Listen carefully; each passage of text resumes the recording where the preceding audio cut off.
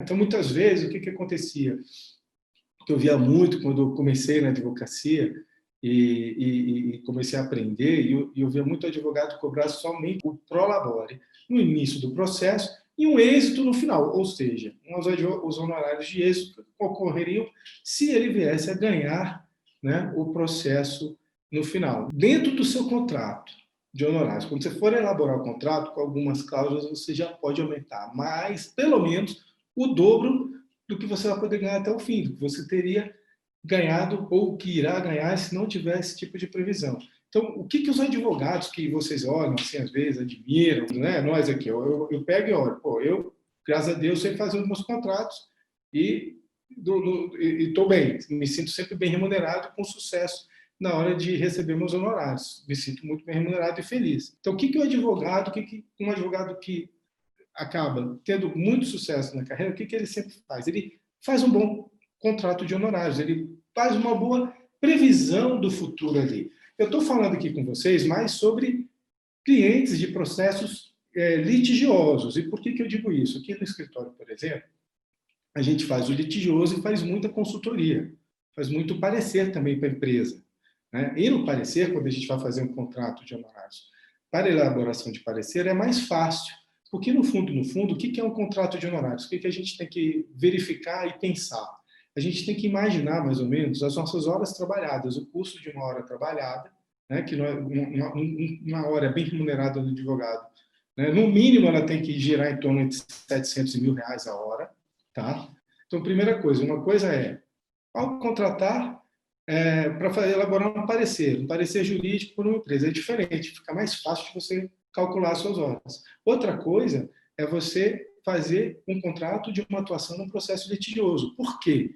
O processo litigioso, a gente não sabe nunca como ele vai correr, né?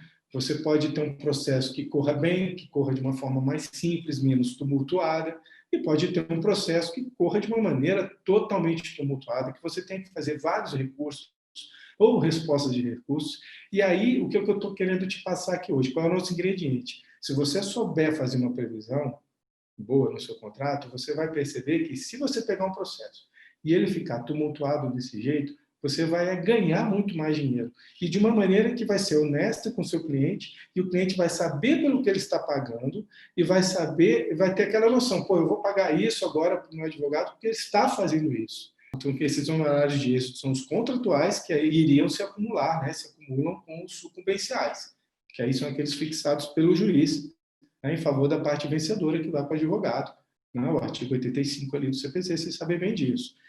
Então, o que a gente tem que ver? Quando você faz isso, se o teu processo tumultuar demais, você vai acabar correndo o risco de trabalhar muito, fazer inúmeros recursos dentro do processo, ou inúmeros incidentes que você também tem que destacar no seu contrato, o que está realmente comportado ali naquela prestação de serviço, o que não está, porque aí você faz um contrato à parte com o seu cliente, né? Ou você já deixa essa previsão no contrato, né, de as medidas emergenciais, as medidas tutelas emergenciais não estão englobadas, e aí você vai cobrar, já fixa um valor, né, uma tabela da OAB, isso tudo você vai sopesar ali na hora da capacidade econômica do seu cliente, o que você vai poder cobrar ou não, tá? Aí você não vai ficar surpreendido no processo e ser obrigado a trabalhar, né? Você vai ver o teu honorário pro labore que você recebeu lá no começo e dissipar, né? Já vai gastar ele vai desaparecer provavelmente em alguns meses, e depois você vai ficar com esse processo anos e anos e anos correndo, né? Você tendo aquelas intimações, as preocupações, elaboração de recurso, despachando com o juiz e sem receber por isso. Ou seja, trabalhando de graça, se desgastando. E isso vai atrapalhar todo o teu custo no escritório, porque daqui a pouco você está com um monte de cliente, um monte de processo correndo, com o dia totalmente tomado, e você não está recebendo por aquilo ali. Então, a gente tem que sempre pensar nisso aí, tá, pessoal? Tua hora tem que ser valorizada. Tá? A valorização da classe, a gente não pode deixar isso passar. E também é o nosso meio de ganhar vida, né? E o cliente tem que entender isso. Ninguém vai no médico de graça. Você vai no médico de graça, doutor, passei aqui, tive uma consulta semana passada, você tem o direito de um retorno em 15 dias, depois passou 15 dias, um mês, você voltar no médico, você vai pagar a consulta de novo, né? Então, assim, e a advocacia tem um pouquinho essa diferença e a gente tem que tomar esse cuidado, né, para saber fazer isso no contrato.